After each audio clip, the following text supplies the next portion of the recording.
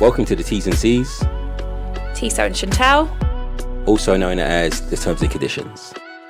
Welcome to another episode of The Reflection, our weekly COVID-19 sociological musings. This week we are really excited to be joined by our good friend, legendary scholar, multiple Survivor Society alumni, Michaela Benson. That's it, I could go home now, can't I?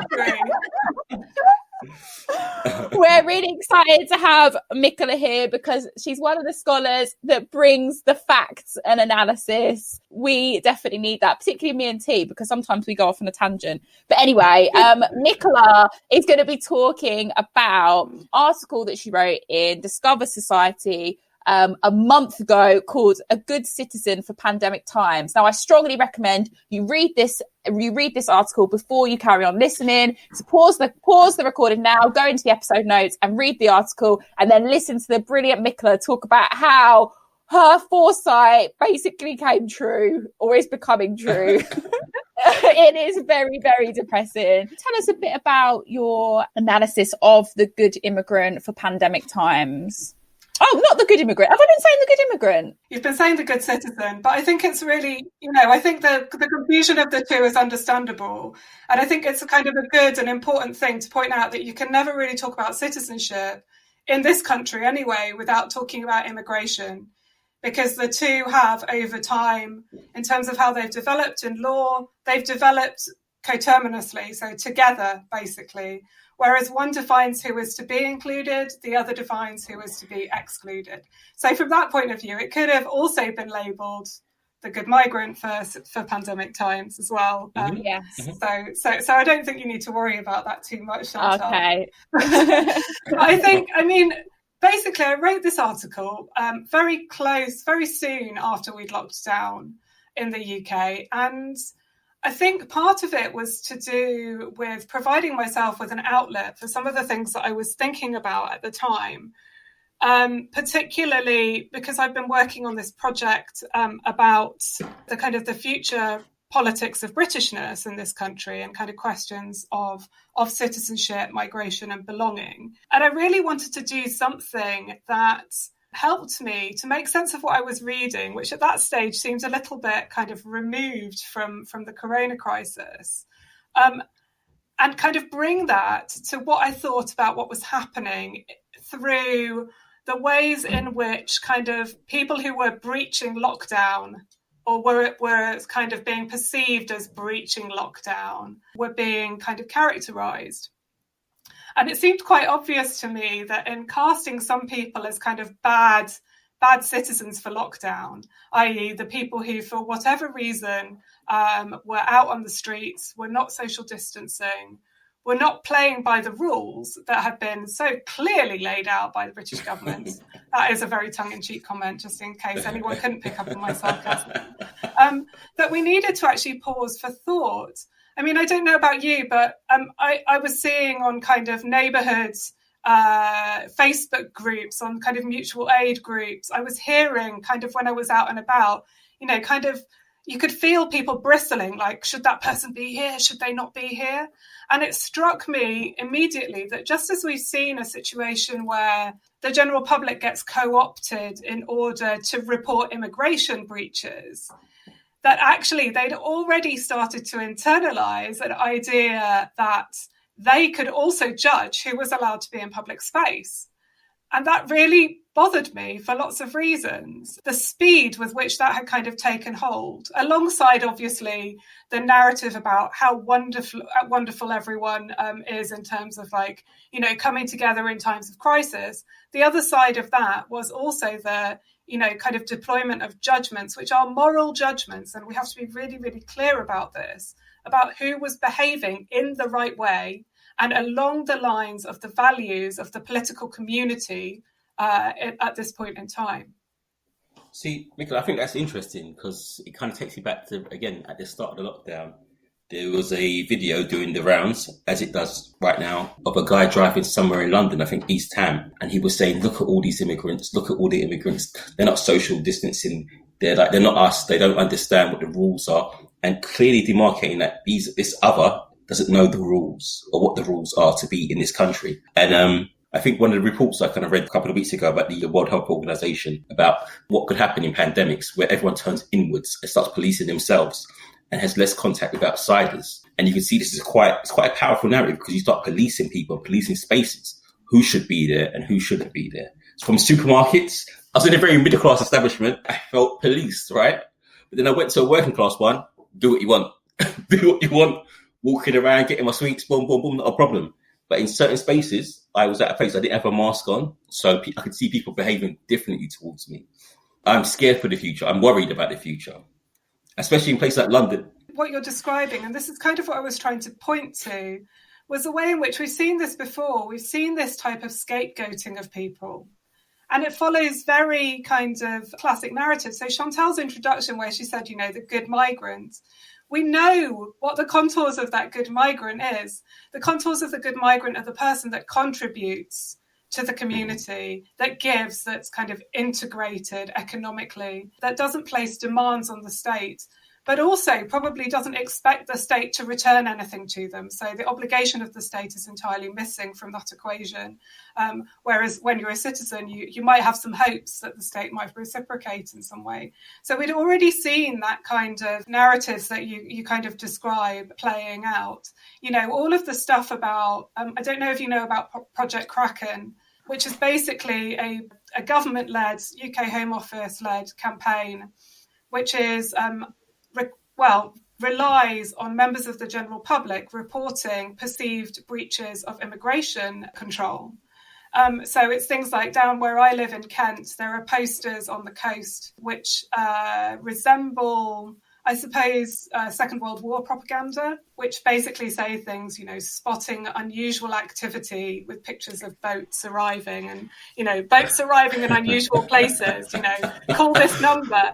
And it's So those modes of surveillance, there is a danger that those get co-opted for the purposes of surveilling the lockdown. And I think people have very, very quickly lost sight of what this was about. So the introduction of what I would refer to as physical distancing, because I think social distancing is entirely the wrong way of describing it. The imposition of physical distancing was to try and control the spread of a virus. And basically what they needed to do was they needed to limit people's contact with other people down to about 20% of what it would normally be. So that basically means limiting your contact by 80, perhaps let's say 90% at maximum, which most people have done. So taken as a cumulative thing, actually, probably this is exactly what's happened. And yet when people look out of their window and they see one person walking around the block a million times, talking with somebody who may or may not be related to them, let's it's like, oh dear, look what they're doing. So quickly, to me at least, reveal the kind of moral basis on which they're making judgments without asking questions about people's various capacity in order to meet the lockdown, the people for whom it might just not be viable to actually engage in practices such as the ones that you and I are engaging in. And we have to be honest that, we're probably quite well positioned to be good citizens for pandemic times, purely because of our personal circumstances in many ways. It makes, and I'll be very honest, and as I say in the article, actually lockdown has very limited material consequence for my life. And I think it's kind of important to recognise that is a privilege, but that not everybody else is well positioned in relation to that in order to kind of meet the requirements of this time. That lack of recognising privilege, both material, economic, cultural privileges that some people have, is just absolutely astounding. Like you mentioned the Second World War, Michaela. If you look at the celebrations for VE Day last week, the same people celebrating on their street, clearly not doing quote unquote social distancing, being the same people that are policing and arguing about which citizens are being good citizens and condemning people for getting on the tube and going to work when they literally have to. I feel like that's why I feel so just exhausted right now, Couple of reasons. Number one, the government just being so shit. Number two, like the way people are policing other people that have less privilege. And number three, those people that have the privileges just showing zero introspection on how unevenly felt COVID-19 is. And I feel like last Friday, the bank holiday, was just a real in-your-face example of that. It's really unsettling to see, to be honest. But you see, listen, if you're not from, listen, I'm from the bits, right? If you're not from the bits, I'm in Cheshire right now, right, Michaela? And I've seen the street parties, Union Jacks. There's so much space out there. You won't care what anyone else is doing in London in a flat. You don't care because that's not your world. It's so small. So when I looked out my window and these people were so happy, I've never seen so many Union Jacks in one street. In one street, I was looking at the window and I was saying, please don't ask me to come over. I'm the worst guest. I'll have an argument with all of you, right? I'll argue with all of you. But do you know what I mean? But yeah, it's how those two things can just exist in such, like, they're so polarized, yet they're so, like, pronounced right now. Like, how you can have this policing of marginalized people that have less mobility, less space, have jobs that require them to be out and about, whilst at the same time you've got people celebrating some imagined identity. Like, I just find it absolutely astounding, and almost like, I know we talk about, this is what we talk about in sociology, we talk about these things, but I just feel like the visceral nature of it right now is really hard to just live amongst. What's interesting for me is to live in, I'm in Sandbach, and it's not too far from Crewe, right? So Crewe's a post-industrial town. It's got one main employer. The main town is empty. All the commercial leases are gone. And up the road, Sandbach, there's not one piece of rubbish. I've never seen one piece of rubbish. No homeless. It's policed in a certain way. And through the ordinances of local council and all this space, they've created a space where if you're an outsider, you stand out. So my arrival, I swear to God, you can see people looking at the window when I'm walking a dog. It's weird. Is that man social distance? Chantal, his dog? It's not even a worry at here because there's so much space. So that's why I'm not a threat, because there's so much space, you can do what you want. And I'm imagining if when I go back home or in Crewe, you can't behave like that. Like you see, and it's how people are policing this thing. Like I said, I went to Waitrose, right? Everyone had fucking masks on. I've gone B&M, no masks. You can do what you want. You can literally pick up anything and do what you want. And it's that class contrast, right? How people are policing it. It's so weird to see. But most people, I don't know if they're aware of it, but it's just normal to them. It's just how they exist. They've got money, I haven't. It's okay. I'm thinking about what you've both just been saying about these kind of how people can hold that contradiction together. But we know that people live with contradiction and we know that they live through it. And I suppose, from my point of view, what I'm interested in is, yes, it's, there's a kind of individual action side of it, but it's also like what that focus then manages to mask. What does it stop us from asking questions about? What does it stop us from looking at? And we have to remember that all of these practices have been over the last, let's just say over the last decade, since the coalition government came into power. We started to see this ratcheting up of an ideology that is essentially increasingly exclusionary, increasingly isolationist, increasingly nationalist around a particular form of English nationalism. And so it's not surprising that coming out of the Brexit referendum, coming out of first austerity, coming through Brexit, and then coming into COVID, that we would start to see that kind of ratcheting up of that narrative. And I think that the kind of banal celebration of English nationalism through bunting, I mean, this is what Anna Mixaha has spoken to me about before, about, the kind of the symbolic power of bunting and its racist impact. For example, the village fete idea, that they're reproducing a banal nationalism that has been fed to them through the state, that's fed to them. I mean, last night was the first night I watched one of those press briefings for a few weeks, and I was riding my exercise bike because I hadn't done enough exercise yesterday, and I went faster than I've ever gone in my life. And the reason I went so fast is because I was absolutely furious. Just all of this bluster, all of this keep alert. And you're absolutely right, Tissot. The framing, that public health messaging, keep alert for For what? For an invisible virus to come and just like anyway.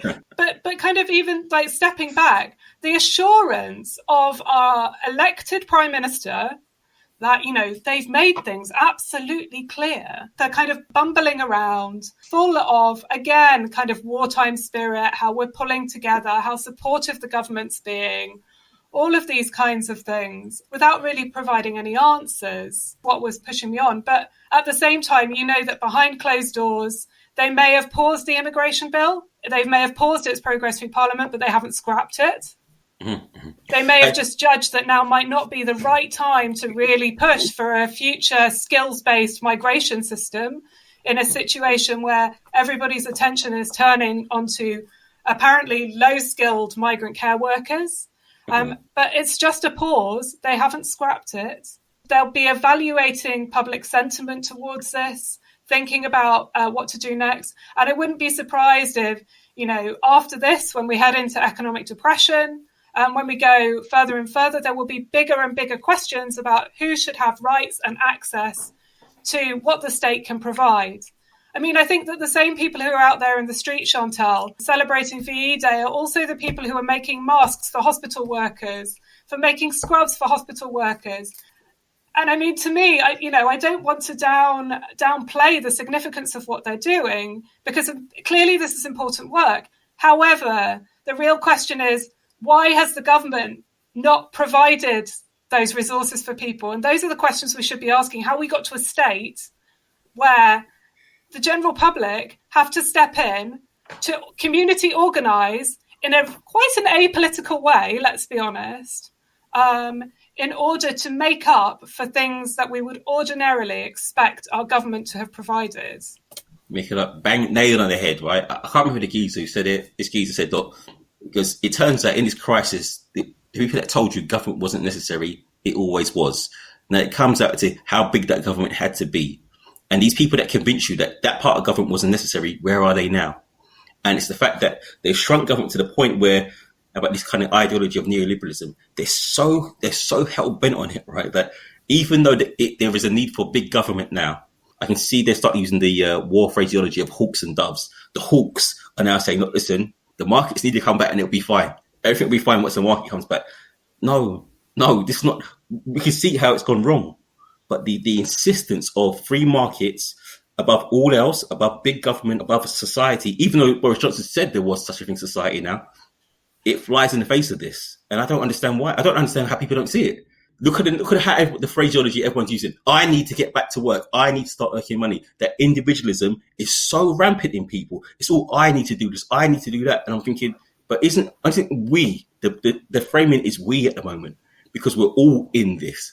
But the framing is, I need to do this. We need to get people back to work to help themselves. And I'm like, oh my God. It's can't you see it? I feel like just from both of your points, like thinking about what Michaela just said about how just astonishing it is that the government haven't provided adequate PPE, and also people's just sort of the embedded nature of neoliberalism within the personal and the social.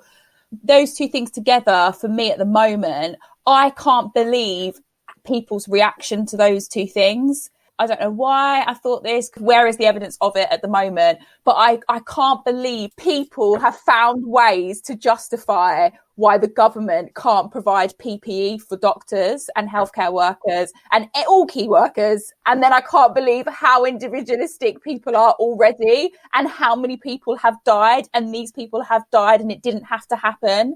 Like, I can't believe people's reaction to that is still so individualistic. Like, well, I need to do this. I need to travel here. I need to buy this. I need to go back to work. And people even saying, like, whether it's in the papers or even amongst some peers, like people saying, oh, but we can't go on like this forever. And it's like, okay, so, but that not going on like this forever doesn't mean going back to what it was before, because that doesn't fucking work. I just, my frustration or my lack of ability to put into words my frustration is that people don't seem to be getting it still. And even if they are getting it, they're deciding, well, these people need to die so I can live. One of the things that I found quite comforting in these times has been... yes, please. well, it's comforting and it's not. It's comforting. And this really helps me to think through things, has been going back to Stuart Hall and Policing the Crisis and thinking about what the questions were that they were asking then. And actually what it's made me realise, is, and I think that you see this a little bit in Satnam Verdi and Brendan McGeever's paper about Brexit as well, is that it's entirely understandable that at a point like this, where what appears to be happening is an absolute political crisis, that actually the government would start to ramp up their own campaign justifying their ideology, justifying their position. Okay. And what it shows is that they think that they are under threat. And I think that that's a kind of an important point. After 10 years of an essentially Conservative government that has been, pushing an economically reductionist model of society, which kind of forgets about the social, the cultural, all of these types of things, that erodes the value of the social sciences, for example, that we would get to a stage where this is a tipping point. And there are, society, as we saw with the Brexit referendum and what's happened afterwards, is incredibly polarised. That contradiction was already there. It was already embedded within the public domain. So it's not that it was new, that contradiction, but what happened was it was kind of aggravated. Somebody was poking a stick at it very gently. And to my mind, it's clear that particularly around questions of migration and citizenship, the UK Home Office played quite an important role in, they were testing the limits really of how far that they could push these discussions around who could come into the country or not, how much they could get the general public to accept. And actually Brexit was a test of that, because it showed that they could actually go quite far with that. Yes, Michaela, you've said exactly what I was just trying. That's what I mean. That's what I'm really struggling with, how far they're able to push the public. Yeah, I think there's that. But I think that the other thing is that, we're looking on and we're seeing all of this.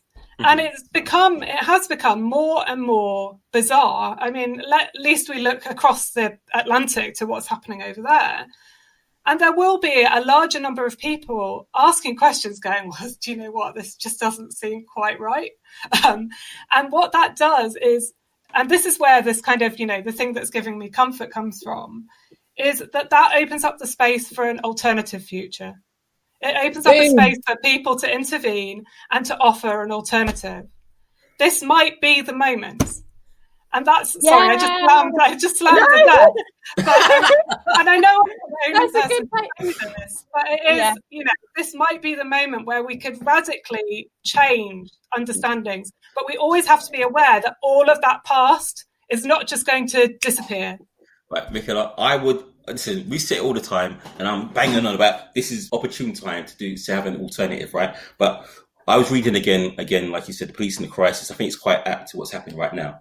And where Stuart Hall talks about the kind of engagement of that secondary, third, how different levels engage in ratcheting up coercion. So see, when you're talking about looking at immigrants, so Nigel Farage, for example, is doing the kind of beach watch on his beach for immigrants, right? So they've got all these second and third level influencers taking the government message and turning it into informal language, which the public eat up. Like Nigel Farage he's on the beach with no people. It's in the daytime. There's no one coming in, and he's like, I sat outside last night. No, you never, Nigel. No, you never.